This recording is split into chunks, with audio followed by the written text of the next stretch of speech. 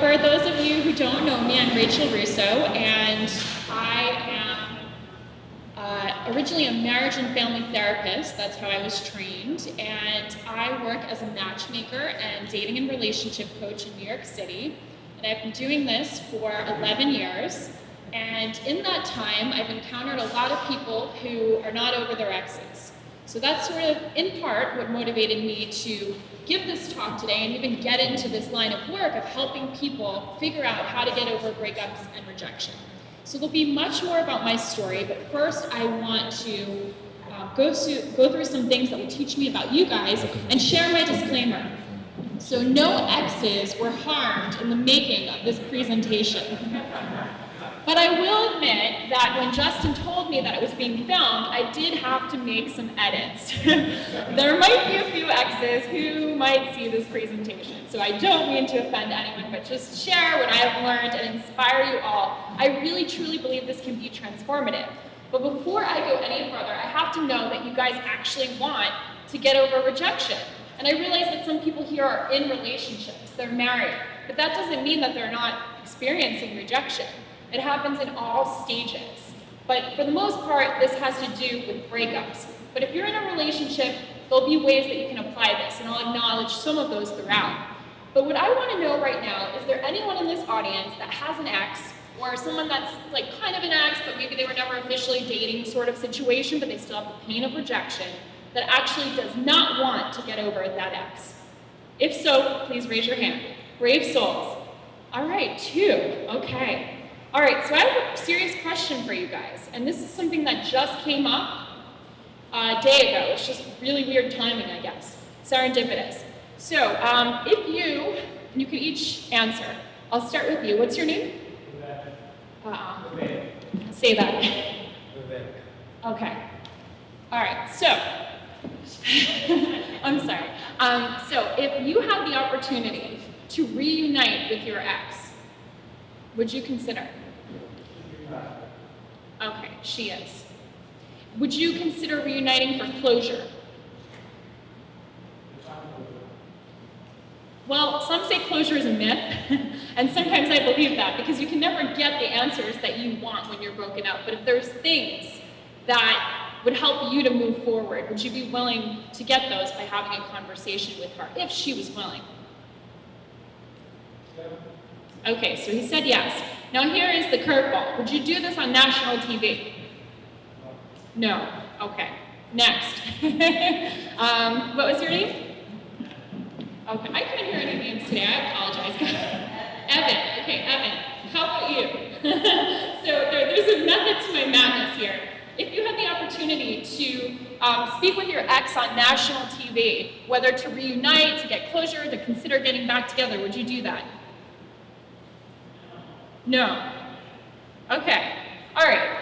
There was a producer for a show, a reality show that they're casting now, and they contacted me to see if I knew people who wanted to reunite with their exes. So if anyone knows anyone who wants to do this, it's a paid opportunity, it's a one-day shoot in LA, and it could be a good opportunity. But mostly, I believe in leaving exes in the past. So I'm actually secretly glad that you two here do not want to do this show, because I do think closure is a myth.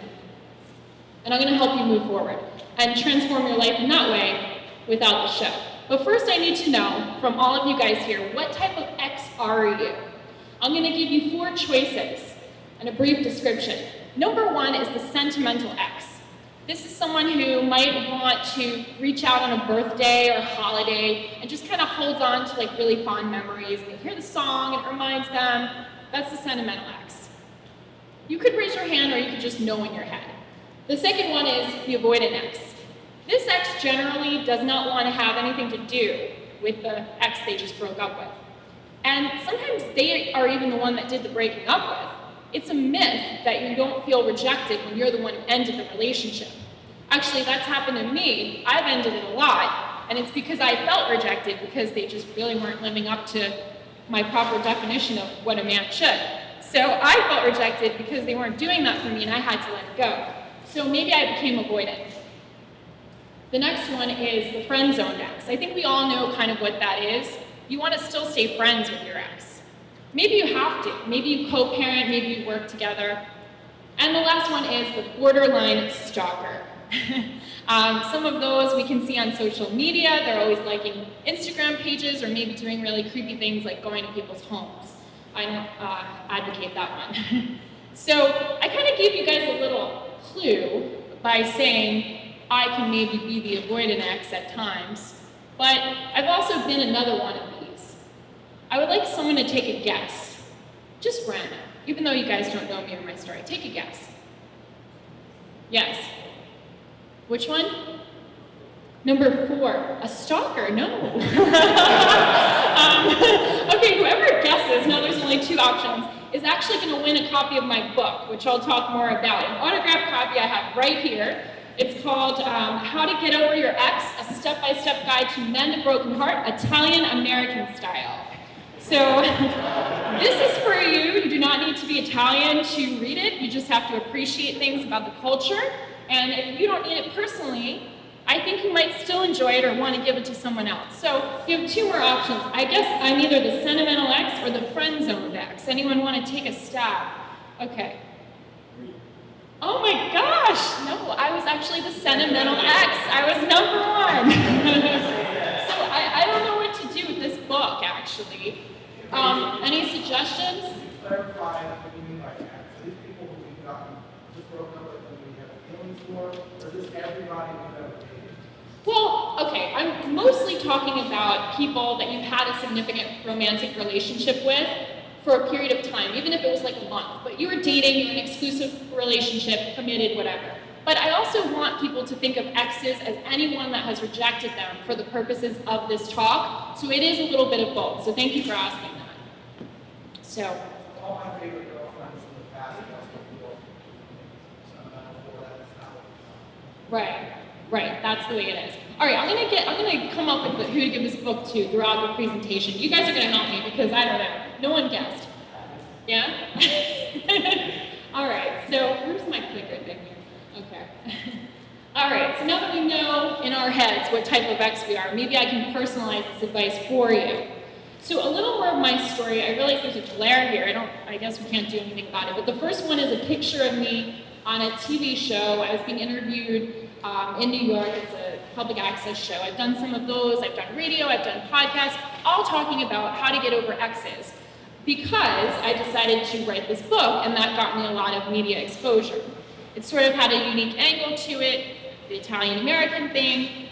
There is a reason for that as well. I started to feel, when I was in graduate school, that we are who we are because of the context that we grow up in part. Our culture, our religion, our family, our background, that really shapes us. So I thought about when I was going through breakups, and that's the personal version of my story, what really actually helped me.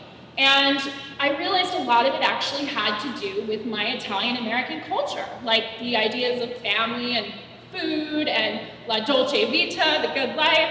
So having faith, and there's things that I'm going to get into throughout this presentation a little bit more as I explain them to you. I'm going to be giving you 10 steps to get over an ex and breakups here. But first, what I wanted to say is the professional version and the personal version were sort of married, came together, and that's how that book was born. But the personal version, there was a little up and down in my life, because here I was going on all of these shows and really actually having a lot of success helping people to get through unhealthy relationships, to move on. I was getting people married, all this stuff, and here I am single, and let's be honest, struggling to get over my ex. And you know, some people say that you teach what you need to learn, and that was certainly the case. And I know you guys can't read this, I could send the slides later, but this was a recent, somewhat recent, more recent than I'd like to admit, Facebook status of mine, in which I was saying that, unfortunately, I had to block an ex on Facebook, Instagram, LinkedIn, WhatsApp, and email and phone. So it's something where I believe that no contact has to happen at times. And some people would even say that a breakup isn't really a breakup unless someone is blocking the other person on Facebook. So the 10 steps to get over your past and create success in your love life. Okay, so we have to explain a few things here. which I actually am going to be looking here because I can't really see. But the first one is don't be a stew-nod. Does anyone know what a stew-nod is? Okay. Yes. Okay, fellow Paisan here, who knows? Okay, so a stew-nod, I guess basically it's someone who's stupid. It's an Italian kind of slang. And so I think the best way to not be a stew-nod is to ask questions and to learn. So you guys are all halfway there because you're here working on improving yourselves. And if you have to be smart, you have to learn. You have to be that lifelong learner. And in this case, I think the most important thing to do is understand why men get rejected.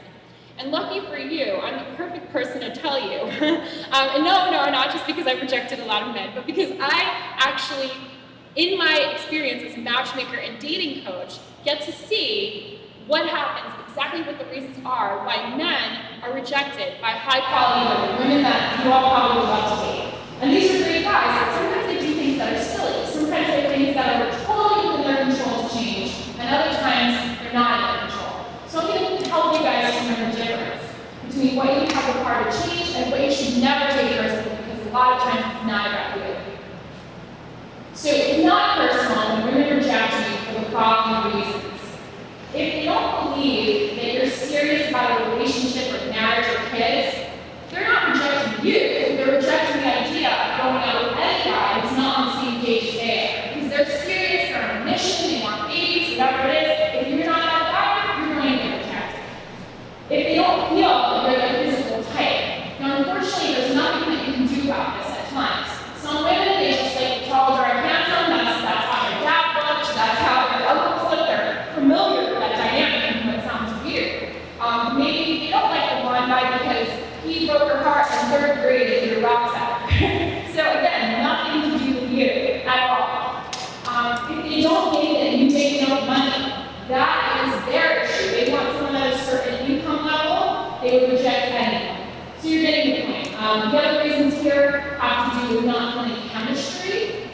I hear that a lot as a matchmaker. I don't feel chemistry. What's chemistry? It's hard to define. And they could think you're good looking, they could think you're an amazing guy, they could actually wish that they had chemistry with you, but still not have it. Not your fault. If they think that you are an addict in any kind, and they've had experience dating people who have alcohol or drug addictions, hopefully they learn the lesson that that's not what they want in their life. They want someone who's recovered. So if you're in that stage, they may think that it's unhealthy to be with you, and they would reject you. If they think they can do better, if they think that you hooked up with their friend. There's so many reasons why they might not want to date you. They might not consider you the right race or religion or ethnicity. Again, they're rejecting an idea and not you. They might think you live too far away. Some people just don't want long distance. They want to date someone that lives in the same neighborhood, not you. And also, sometimes they worry that you won't fit in with their friends and family. And that's often their own insecurity because they want that stamp of approval from mom and dad. And there's nothing wrong with that. Like, we all want our parents, ideally, to like the person that we love or in a relationship with, but sometimes it doesn't work out that way, and they'll reject you.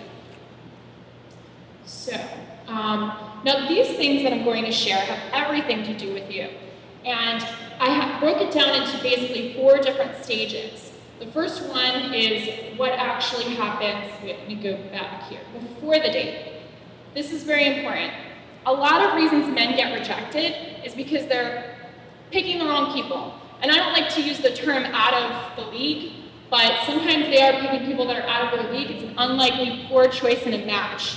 For example, it could be someone who's like 20 years younger. And some women are okay with that big age difference, but some just aren't. That maybe their dad is the same age. So you have to be realistic about who wants to date you. You actually have to understand who is in your target market. And I help clients to do that so they can make better choices of matches, which leads to less rejections. If you're a creeper, both on and offline, you will get rejected. If you have bad photos and profile, if it's very vague and it's, you sound like everyone else, or you have those horrible mirror selfies that we all talk about, you'll probably get rejected. And even incorrect grammar in messages, you might not think it's a big deal, but spell check and spelling there and the proper way, all those things matter to me. Failing to plan in advance. Who is guilty of this? Anyone here? Okay. Women like plans. They really do. If you wait until the last minute, a lot of times they think that you don't value them. And they think that you are just thinking of them as a last resort, or even worse, like just want to have sex and you're not making the effort to plan the date. They want effort, so make effort. Style of communication. This is a big one now because everyone is always text messaging. But a lot of women really appreciate a phone call. And I know that sounds very scary, especially to the younger generation who hasn't picked up a phone in a long time, but serious women that want serious relationships would like to hear your voice every now and then. So if you're not calling to ask them on a date, they might not think you're serious. Poor choice of venue. I'll give an example. So a lot of my clients in New York City, the guys that work a lot, they will pick they'll pick a bar that's like right near their office, a block away. So she works uptown, and they live all the way in the financial district, and they work right there too, and they will make her go during rush hour right when they get out of work to meet at their local bar. That just sends the message that it's all about them, and they don't care about making it convenient and comfortable for the woman. So a woman might reject a guy like that. Displaying attitudes that show a lack of respect, or a lack of relationship orientation, things that are racist, sexist. These things come out if you have these views, you have them, but people are not going to appreciate them if they don't think the same way. So during the date, your appearance can actually be a deal breaker. If you look sloppy, if you look like you just rolled out of bed and picked up something off the floor, that can be a reason to be rejected, and you have total control over that. You really can do a lot. Kim can help you with your image. There's so much that you can do. You can go to a store and get a personal shopper and just, improve that, your appearance. Poor conversational skills. If it's boring, if she feels like she's being interviewed, if you have nothing to say, if you say the same things that every other guy would say, she's not going to really think too much of you. It's not exciting. Why would she want to go out again? This is a big one, the talking about the exes. And I will share this, and I hope this client does not watch this video, but he actually got rejected because on a first date, he took out a photo of a baby of one of his exes and said, "Isn't this a cute baby? This is my ex's baby. And we're still really good friends." The girl was done. The date should have just ended there. Drinking too much is a big one. If you get drunk on dates and say stupid things, women are not going to like it. Unwanted physical contact. This is something that you guys really have to understand, how to read signals and body language from a woman. You should not be like creeping up to the side of the booth that she's on at a restaurant unless you're getting that signal that she's making eye contact, or she wants you to hold her hand, or she wants you to sit there. You don't just go in for the kiss too soon. I think other people have talked about this weekend, but the idea of escalating, you have to look for signs. Not picking up the tab, it's kind of weak if you're asking her out. I think the expectation is you're supposed to pay, so choose somewhere that you can afford so you don't get rejected when the bill comes around. I see people laughing. I know you guys are guilty of these things. They can be improved on. There's a lot of hope here. The last one is not caring about how she gets home. This is a big one. I see this a lot. This has happened to me. I've gone out with guys who have took me to the most lovely restaurants, like 5-star restaurants, and then it's 11 o'clock at night, I'm on the streets of New York, and they leave me to fend for myself to get a cab or an Uber, or worse, to go to the subway. And I just think that's so rude. You just blew it. You should have just kind of walked and hailed me a cab. So I've rejected people for that reason. I know tons of women who have as well. All right, you're still with me. Now we're talking about after the date. This is important. It's all about the follow-up. A lack of follow-up is really a problem. If you wait too long, she's going to assume that you're not interested. You might be trying to play it cool, but I don't suggest waiting 3 days or anything like that. I think if you're interested, you should text her afterward that next day, or even to see how she got home, and show a genuine interest, because that's a relationship-oriented thing to do. So if you're actually looking for a relationship, I believe you should show that. So don't wait too long. Failing to plan an appropriate date number 2. This could be something that you might think is a good idea, like inviting her over to your apartment to watch a movie. Not a good idea for date number 2 if she's looking for a relationship. She'll reject you if she's looking for a relationship. So you should plan an activity where you can get to know her more. Not, okay, we talked for an hour and had a drink. Now we're gonna go to a movie for 2 hours and not talk at all. And then I'm gonna invite her back. Not a good idea. During the relationship.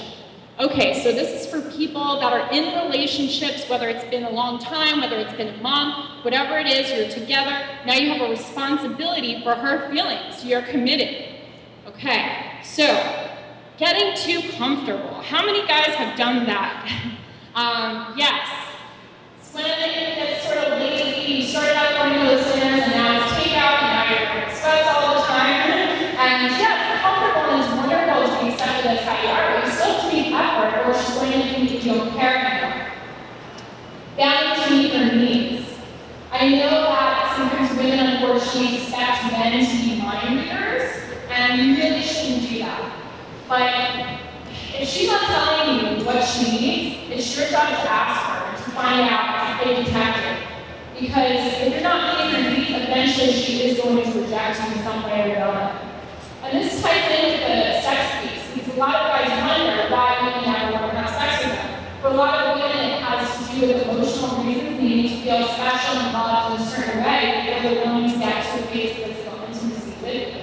So keep that in mind. Lack of empathy. If it seems like you don't understand her consistently, that's a problem. It's also a problem if you can't resolve a problem. If you're going to shut down every time she does something that makes you uncomfortable, like talking about the relationship or expressing feelings or needs, that's a problem. That's actually probably the biggest deal breaker for a lot of relationships. If you're not willing to talk about things and resolve them, where can you really go from there? It's a dead end. Rejection is likely. Women like to feel like a priority. So we all have things to do. Many of us here are creating successful businesses. We're worried about maintaining our health, our families, our friendships. But if you have a girlfriend or a wife, you need to make her feel like a priority. She doesn't want to be the bottom of your list all the time. Poor communication. We talked a lot about communication this weekend as well. You really have to communicate, and I don't think it should all be done through text. I think the serious conversations need to be had in person, and you need to make sure that you both understand where you're coming from. And this last one kind of ties in with the priority thing, but the inability to make her feel loved. Ultimately, if she thinks that you don't care, the relationship is going to end. So that was a lot for step 1, but again, that was all about not being a stu-not, being smart. So I gave you guys a lot of advice about how to be smart so that you don't get rejected. Now, some real talk. Okay, you did get rejected. What do we do now? Well, first we have to have a little compassion for ourselves, because breaking up is very hard to do. Like the hardest thing ever for some people. It really is. It's like a death, and you do go through the stages of grief that were mentioned earlier as well. And this is just something that you have to accept. You're not going to get over it right away. The nature of love. Feelings do not turn off like a faucet. Just because you broke up with someone, you might still love this person. You could be in love with them, but if they're not good for you in your destructive relationship, eventually it's going to end. So you can love them, but you need to love them from a distance. And you need to heal and move on. Why is it so hard to move on? People are hardwired to fall for people who are not always the best options for them. And without getting too psychological, I will say that it has a lot to do with our parents, I believe, and the dynamics of our family. Shaking a head, yes. So, for instance, if you had a mother who, for whatever reason, was kind of emotionally unavailable, you may be attracted to women who are emotionally unavailable. And even though you don't want that, even though you recognize that you need someone who's present, you're drawn to them again and again, and it can become addictive. And one of the things that makes me the happiest in the work that I do is helping people to realize their pattern so that they don't end up in the same relationship again and again with a different person that's basically a version of their mother or their ex-girlfriend. So you have to figure out what your patterns are, and I'm gonna say a book that's very relevant. It's called Getting the Love You Want, and it's by Harville Hendricks, who's an imago therapist, and he helps you figure out your imago, why you're drawn to these people. Another book is called Attached by Dr. Amir Levine, and it's about attachment style. And this will teach you, if you're avoidant, if you're anxious, if you're secure, it will give you a lot of insight as to why you're drawn to these types of people that are no good for you. Why you're in this addictive cycle, this roller coaster cycle that I'll talk more about soon. Step 3. Okay, this is the Italian thing coming in. Forget about it. Understand your relationship just got whacked. And yes, that is me at a shooting range in Florida. It was the first time I ever did this, but it's a great way to release anger. It's probably the last time too. It was a little scary. But when you're going through a breakup, you need to get rid of anger and release negative emotions. So maybe it's like kickboxing or shooting or whatever you need to do to get that out. So an action step that I'm going to give you, letting go. Get rid of the evidence. No, it's not like a body or anything. The evidence is anything that reminds you of your ex. So that means that you need to get rid of photos, please, on social media. Delete them. Do not keep them up. Get rid of gifts. Get rid of t-shirts. Whatever it is, shred it, burn it, throw it into the ocean. It will really help you to have that release. No contact policy. I talked about this before. I truly believe this. For some time after a breakup, you have to let go. You can't keep talking and acting like nothing happened and thinking that you can be friends. I'm not saying forever, but I do recommend at least 30 to 60 days cold turkey, no contact. It's the hardest thing ever, but if you can have a friend or someone, a coach, like a sponsor even, someone that you can text them when you want to text your ex, that's the best thing to do. Whatever you need to do to not contact them, that's what I suggest. Okay, step 4. Get proud. You are too good for this shit. Seriously, know your value. You have to understand why you're better off without them. If you can master this, this is key. There really is a reason that you're better. There's a better match out there for you. And the way that you can do this is actually write a list. Write about the pros and cons of the relationship, because after a relationship ends, we tend to have selective memory and we remember all the good times. But it's likely there were a lot of bad times too. So write down those cons, write down that list, all those things you didn't like about your ex, and then carry that around with you. Take a picture of it, make it your screenshot on your phone. I mean, just put it in your wallet, whatever you have to do. This is a bottle here of alcohol, and it says to not let this bottle be inspiration to call your ex in a pathetic attempt to get back together. Some very fine grapes have died in the making of this wine. Show some respect. But really, it's about respect for yourself. And don't put yourself in a situation where you're going to be hurt again. Okay, Sunday dinner. Family, friends, and food. This is sort of an Italian tradition on Sundays, and many other cultures will have that as well, where they have a big dinner and they get together. And the idea is to have a support system and to have people that you can rely on, that you can actually call when you feel like calling your ex. People who can talk some sense into you. That's the action step. Get honest feedback. If you were truly honest during your relationship, maybe to your mom or your friend or your sister, chances are they think bad things about your ex that they did not tell you during the relationship. And now's the time to get a reality check and find out what they really thought. These are the kinds of things that you need to know and think about. At this point, I do think you need to focus on those negative things about the ex in order to move forward. Focus on the positive things that you can do in your life, nourishing, not just food, nourishing your mind, your body, and soul. La dolce vita, that's the sweet life, the good life, and it's all about finding a distraction. I feel like one of the best things is to throw yourself into your work after a breakup and just think about how this is an opportunity for you to succeed, to make more money, to do the things that you didn't do, that things that you probably were held back from doing. All those friends that you ignored while you're in your relationship, now is the time to call them and get out with them and find your passions and travel and work on improving yourself. So you don't need to get revenge. Like, that's the best revenge, living a good life. Toughen up. Whatever doesn't kill you makes you stronger. There are going to be triggers in the journey of getting over an ex. And I've experienced these, and that's what led to the blocking and things like that. What do you do when an ex that you care about, that you love, comes back? What if they want to talk to you? What if they want to see you? What if they want to call you when their grandmother is sick? I mean, these may be triggers that happen in your life that tempt you. Oh, maybe I can just get in touch. Maybe it would be fine. Maybe we can have a conversation. If you're truly not healed, you really run that risk of falling right back to where you are. And if you didn't talk about the issues, and if things are not resolved, you're gonna be back in the same place. And it's even more horrible, actually, because it's like you're just killing the relationship more and more and more. It's already over. Like, think about it. If you spilled milk, right? You can't get it back. It's spilled. They say don't cry over spilled milk, but maybe you should cry because it's gone. It's over. Like, it really is dead. Your relationship will never come back in the same form. You could try again. Some people do have success with an ex, but it's usually after much time has passed, after they've truly healed and are at a different stage in their life and they've moved on. And they got over that rejection. They recognized the triggers. They did not fall into the traps. They didn't go get sucked into that roller coaster, the highs and the lows, because the lows are never as good. They've created a new lifestyle. If it's ever going to succeed, you have to have a totally new life. You have to become a completely different person, and that ex would have to get to know you all over again and start a new relationship with you. So now I would say to just focus on turning those negatives into positives. Have a little faith. Spiritual healing.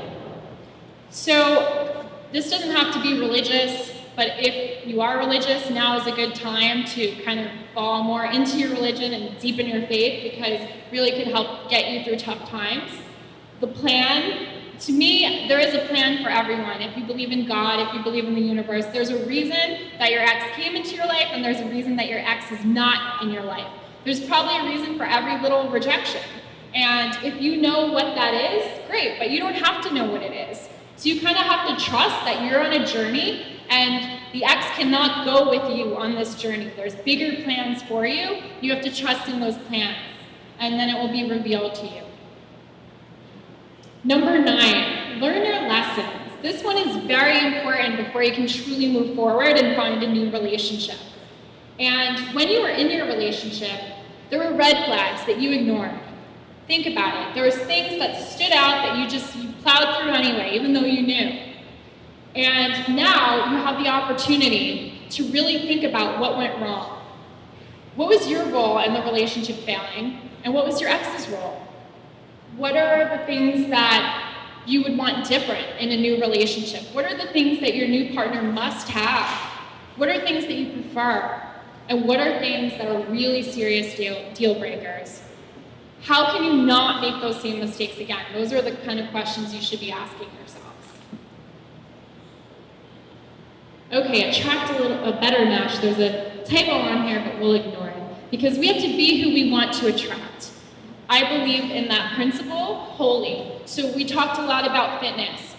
If we want someone who's in shape, who's athletic, we need to go to the gym ourselves. We need to work out. We need to eat healthy. We can't expect to attract someone who is in that lifestyle and mindset when we're not even doing anything. We're putting no energy into our health and fitness.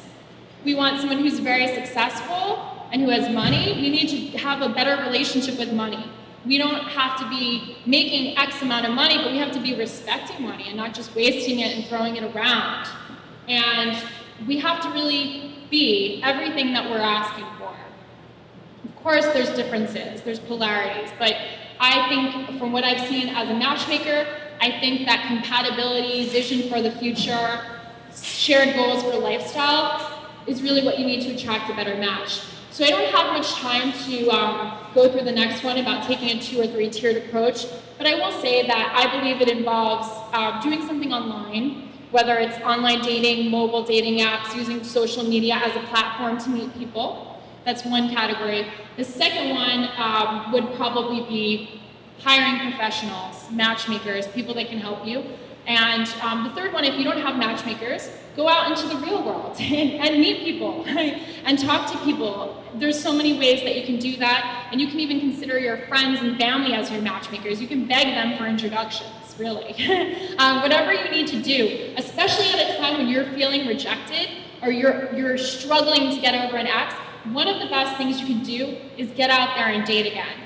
And I will tell you that it's not a cure. I did once go on 92 dates in 1 year and blog about them. And you can all ask me more about that if you'd like. I'm happy to share what I learned. But I did learn that if you don't do the work, you're not going to be over your ex. Serial dating is not the answer, but it is a fun distraction. So I think that's it. Bada bing, bada boom. My contact information is here. RachelRusso.com is my website, and I do have a special offer that Justin is putting into, I think, a program or something. 20% off of any of my services on RachelRusso.com. So if you're interested, please get in touch. Thank you, guys.